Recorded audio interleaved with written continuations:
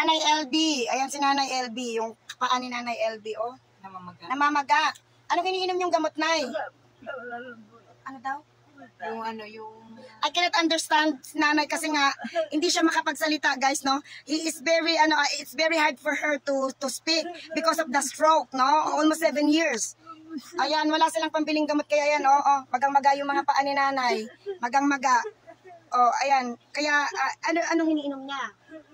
Anong kinakain niyo, Nay? Ha? Ano?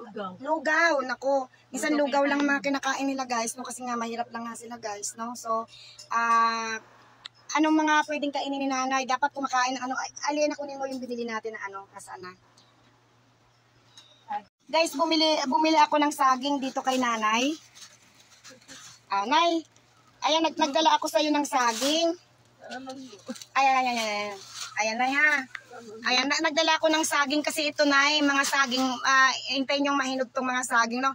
I bought some banana for Nanay because Nanay is, may diabetes ata si Nanay. May diabetes po ba kayo? Kasi magang-maga yung paa nyo, so bawal kayong kumain, ha? You cannot eat the sweet food. Only the banana is good na. Good for you, Nanay, and then, ayan. Ito si, yung biyanan mo ito, no?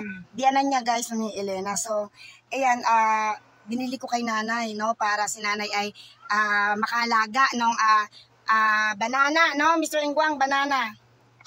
So that Nanay can, soon, no? It will ripe, no? Soon, it will ripe. So, I buy some banana and bring to Nanay. Ay, huwag ka na umiyak. Naiyak po si ate Nanay LB, no? She is crying kasi first time ata na may tumulong kay Nanay. First time ba?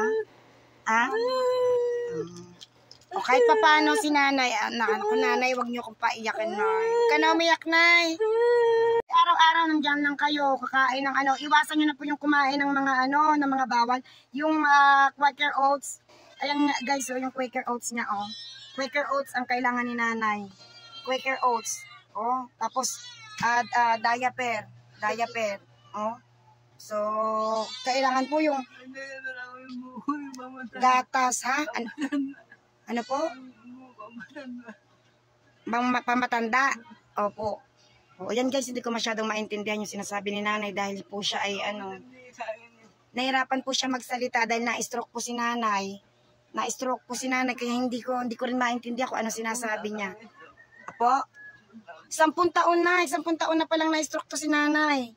10 taon na na-stroke. So, yan, isasama natin to sa project, guys, no? Bibili tayo ng, ni Nanay. Tapos gatas dapat ito, Bawal na po kayo ng masyadong matatamis, no? Kasi meron kayong magang-magana yung paa nyo.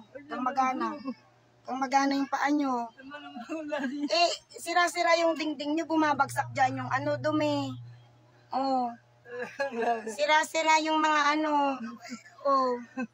dito lang kayo nakatulog. Diyos mo yung Marimar, ang hirap po ng kalagayan din ni Nanay kasi paano yung paa nyo dyan? Paano nagkakasya? Yung paghiga niya, guys, kasi parang naliliitan ako sa higaan ni Nanay, Ayan lang higaan ni Nanay. She just sleep here, in the very,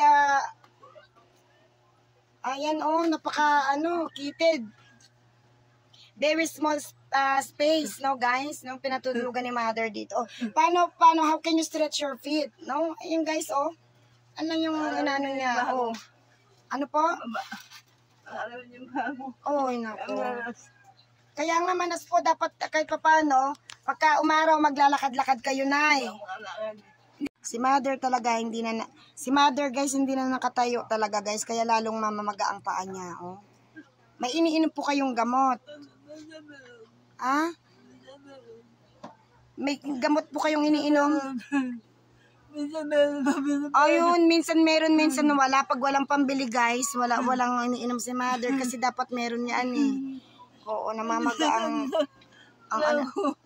yung anak niya, guys, bisan binibigyan siya. Pagka syempre, mahirap din yung anak niya nga naman. Kapag may pambili, bibigyan. Pagka wala, nako. So, babalik kami, Nay, ha?